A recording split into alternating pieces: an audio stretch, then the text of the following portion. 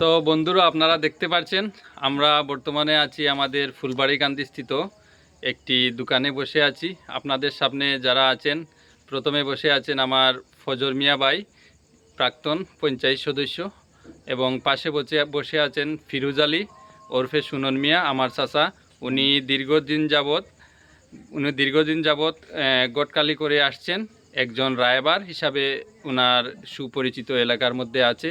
উনি অন্ততপক্ষে এখন পর্যন্ত কতখান বিয়া শাদী করাইছো চাচা? এখন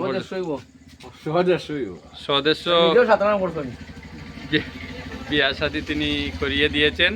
তো আপনাদের যাদের পাত্র এবং পাত্রীর প্রয়োজন, ওনার সাথে যোগাযোগ করতে পারবেন। তো চাচা, বর্তমানে এখন পর্যন্ত একদম কতটুকু বিয়া শাদী করাইছে? একদম সদস্যর উপরেও করাইয়া সারছো? সদস্য হইব বর্তমানে আতো আছে নি? আর চার পাঁচটা আছে কাজ চলের এখন।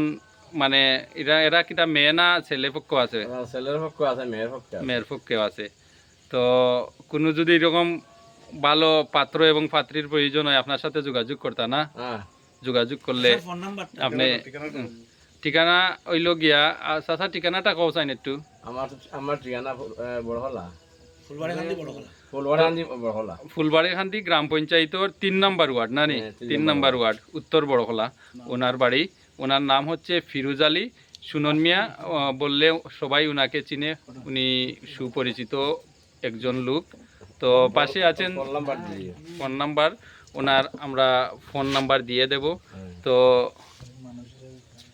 এখন ফজর ভাই, তাই যে এইরকম গটকালি কররা, যে রায়বাড়ি কররা, তাই তো আসলে ভালো মানুষ, না নি? তান সম্পর্কে কিছু কইবাই নি? তাই এরকম তো বিয়া শাদী করার না? অনেক বিয়া করাইছেন, আমরা বাড়ি গুলাইজারও তাই করাইছেন। হ্যাঁ, আর বাদে ওখানে কয়েকটা বিয়ার তাই উকলাতি কররা, তাই দায়িত্ব তাই আছে। আপন ভাইও তাই করে 7-8টা করাইছেন। এটা তাই নিশ্চিত বিয়ার কোনো অসুবিধা নেই তার কাছে। বেড়া নিজেও ওরকম তিনি গান করছেন। যাই হোক, এটা তো কোনো কারণবশত হয়েছে, না নি? কারণবশত এটা তো যেটা প্রয়োজন এটা তো করতে লাগবো। ফোন নাম্বার নেই আমার। তো ফোন নাম্বারটা একটু ক চাইন চাচা? 9612 হ্যাঁ 32 হ্যাঁ 400 হ্যাঁ 3।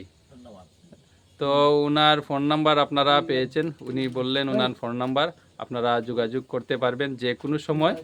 শুধু রাত্রে 10টার পরে না, রাত্রে 10টার আগে আপনারা, অথবা সকাল থেকে রাত্রে 10টার আগ পর্যন্ত আপনারা যোগাযোগ করতে পারেন। 8টা-9টায়। তাছাড়া আপনারা যদি আমরা ফজর ভাইয়ের লগে যোগাযোগ করেন, তাইনও অনেক সময় তান খোঁজ খবর দিতে পারবা। তো আমাদের গ্রামের অন্য একজন লোকের কাছে আমরা জিজ্ঞাসা করব, উনি কি সঠিক এরকম গটকারি করেন? এটার লাগি 100-100। আচ্ছা আচ্ছা, ঠিক আছে। সিফিসকে যাইতে পারেন না, তাই খুব ইয়ে করিয়া দেন, না নি? মাল লাগবো। কিতা করায় ফজর ভাই? মাল করি লাগবো।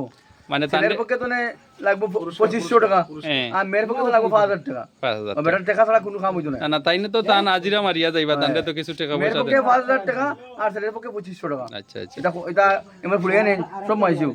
এমন ফুলিয়ে নিয়ে এখন 5000 ফুলিয়ে এসে 2800 টাকা। বেটাই আছে বিচারছে আমরা। এই তাই বাকি টাকা জয় বাইছো।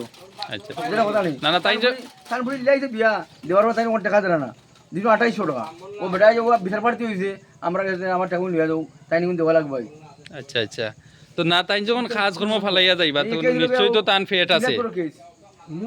আর রহমত ভাই ঘরে বিয়া করাইছো, রহমত ভাই কোনো টাকা দেন না, 2500 দিব দিছে না।